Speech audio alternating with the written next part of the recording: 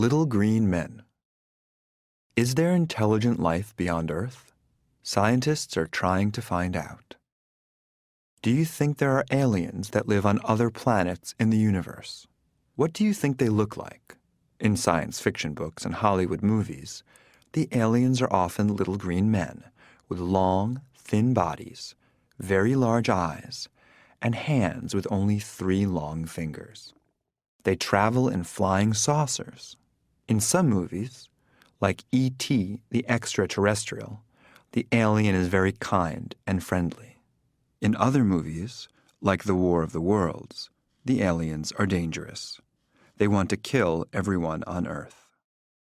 No one knows what aliens really look like, or if they really do exist. However, some scientists think that the universe is so big that intelligent life must exist beyond our world. But scientists are not waiting for aliens to come to Earth in flying saucers. They think that the first contact with aliens will be with messages. So scientists are trying to find messages from aliens, and at the same time, they are sending messages. They hope that their messages can be the beginning of communication with aliens. The scientific way to say aliens is extraterrestrial intelligence. Extra means out, and terrestrial means of Earth. So extraterrestrial intelligence means any intelligent life form that lives outside of Earth. Do you think aliens will receive our messages? Will they communicate with us in words or in another way, like musical sounds? That's what the aliens did in the movie Close Encounters of the Third Kind. Chapter 2. SETI. Communicating with extraterrestrial life forms is not just science fiction.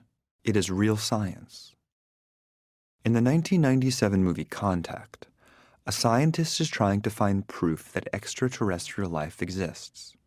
She uses a special radio to listen for messages. One day she hears messages from a faraway star. The messages tell her how to build a machine that will let her travel to that star. Does this sound like a strange story?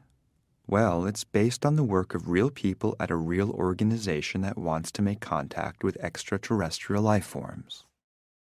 It's called the SETI Institute. SETI stands for Search for Extraterrestrial Intelligence. SETI has many important scientists. They are trying to find out if there is life in the universe beyond Earth. The SETI Institute was started in 1984 in California, USA. But the search for extraterrestrial intelligence started earlier.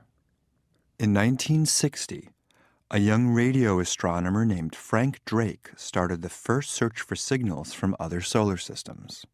He used a 26-meter antenna, but he didn't hear anything.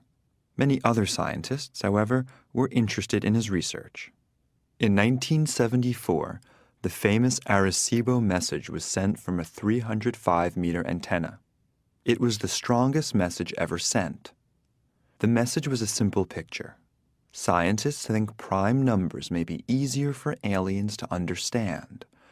So the picture is 73 lines of 23 characters per line. 73 and 23 are prime numbers. The picture shows a person, our solar system, DNA, and some of the chemicals of life. 10 years later, a group of scientists started the SETI Institute. Today, SETI does many different kinds of research. One part of SETI uses radio to listen for messages from other intelligent life forms. Why radio? People started sending radio signals into space about 100 years ago. We do it every time we turn on a radio, a TV, or use radar. So, maybe other intelligent life forms send out radio signals too. Maybe one day we will hear alien radio programs. The SETI Institute also uses telescopes to look for extraterrestrial intelligence. What do they look for? Short but strong lights that are not natural. They think these lights could show that aliens are trying to send signals to us. Another part of SETI, the Carl Sagan Center, studies astrobiology, which is the study of life in the universe. They want to answer these questions. Where did we come from? Are we alone? The Carl Sagan Center also researches habitability, if and how people can live in a place. They studied different kinds of habitability on Earth, in very difficult places like the Arctic, Antarctica, the highest mountains, and the bottom of the ocean. They also research habitability in other places in our solar system. They want to find out if there are other planets where people could live. To do this, scientists from the National Aeronautics and Space Administration, NASA, fly into space, and they also use the world's best telescopes to look into space. Chapter 3: Travel Beyond Earth. The exploration of space continues. The job of NASA is to research and explore space. It was started in 1958. Only 11 years later, in July 1969, Neil Armstrong became the first person to walk on the moon. In 1977, NASA sent 2 spacecraft, Voyager 1 and Voyager 2, on a mission to explore the planets Jupiter and Saturn. These spacecraft are unmanned. They don't have any people on them. They found that Jupiter's moon Io has active volcanoes. They also explored the rings around Saturn and sent information that helped scientists understand them better. After exploring Jupiter and Saturn, however, Voyager 1 and 2 didn't stop. They have sent a lot of information back to Earth, and some of it is very interesting. Here is more information about the Voyager spacecraft. In 1989, Voyager sent the first color pictures of the planet Neptune.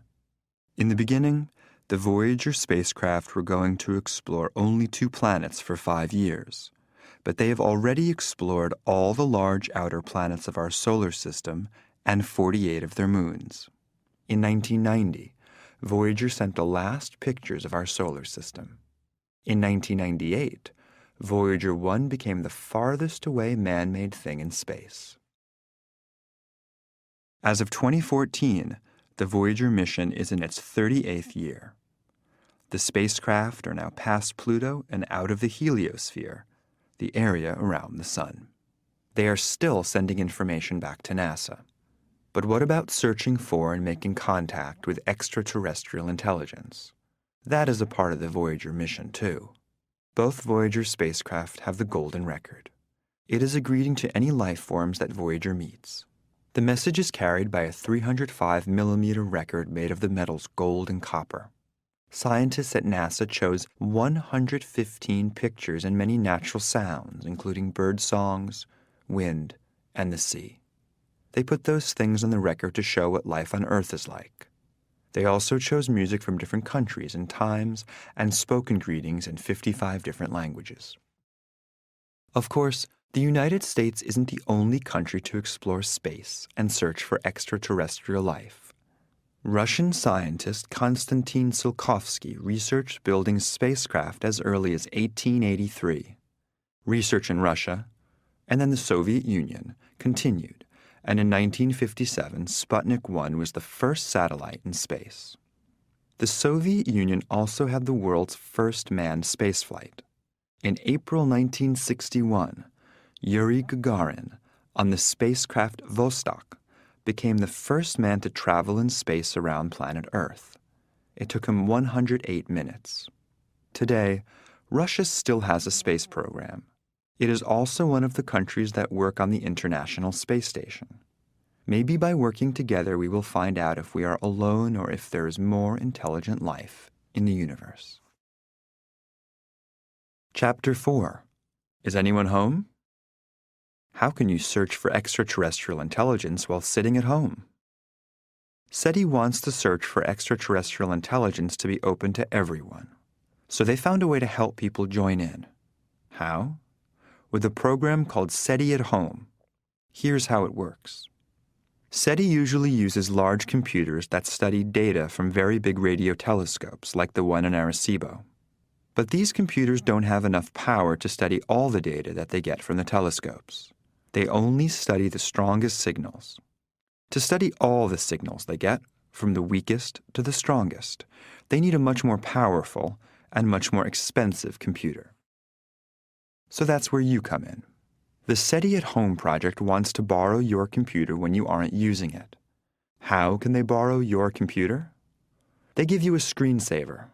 When you are not using your computer, The screensaver gets some data from SETI and puts it on your computer. Your computer then studies the data and sends the information back to SETI. As soon as you want to use your computer again, the screensaver stops studying the SETI data. Then, when you stop using your computer, the screensaver starts studying the data again. In this way, SETI at home is made up of many small home computers, all studying different pieces of data at the same time. It's almost like having one very big computer. So with all the scientists, telescopes, radios, and computers, have we made contact with extraterrestrial intelligence? Or have they tried to make contact with us? Maybe. The WOW signal. Ohio State University, USA, August 15th, 1977. Astronomer Jerry Eman is looking at some data from a radio telescope called the Big Ear. Eman sees a group of numbers and letters that are completely different from anything scientists have seen before. Is it a signal from space? The signal is loud and it lasts for 72 seconds.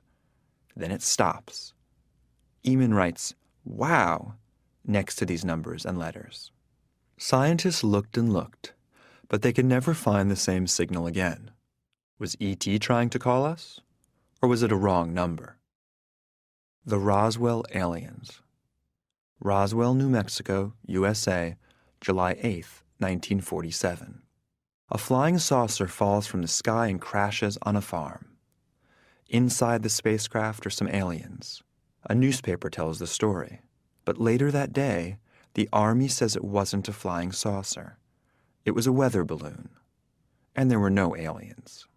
In 1978, Stanton T. Friedman, a scientist interested in flying saucers and aliens, talks to Jesse Marcel. In 1947, Marcel was a U.S. Army official at Roswell. He says there was an alien spacecraft and that the Army took the aliens to study them. Other people come forward and say that they saw aliens too, but the Army repeats its story. It was just a weather balloon. Some people think Roswell shows that aliens exist, but there is no proof. Chapter 5. What do you think? People have different ideas about alien contact. How do you feel about it? How do you feel about contact with extraterrestrial life forms? Do you think we should try to contact aliens? The famous scientist, Stephen Hawking, does not think it's a good idea for us to send messages into space or to answer messages from space. He thinks it might be dangerous for us. Do you agree?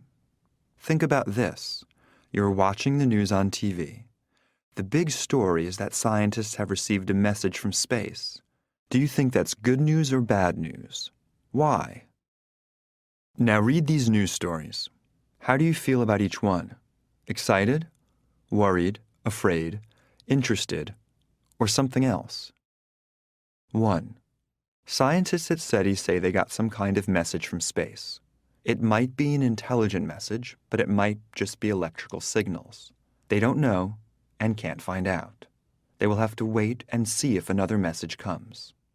2. Scientists at SETI say they got a message from space. They are sure that it is from an intelligent life form, but they can't read it. We may never know what the message says. 3. Scientists at SETI say they got a message from space. It is in a mathematical language, so we can read it. The message is, "Hello, Earth. We are coming to your planet."